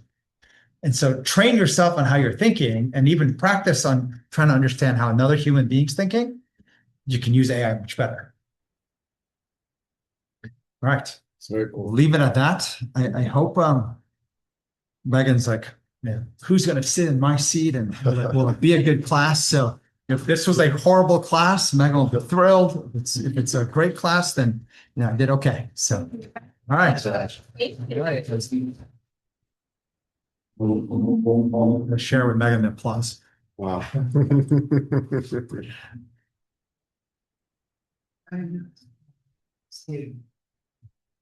That's really energizing.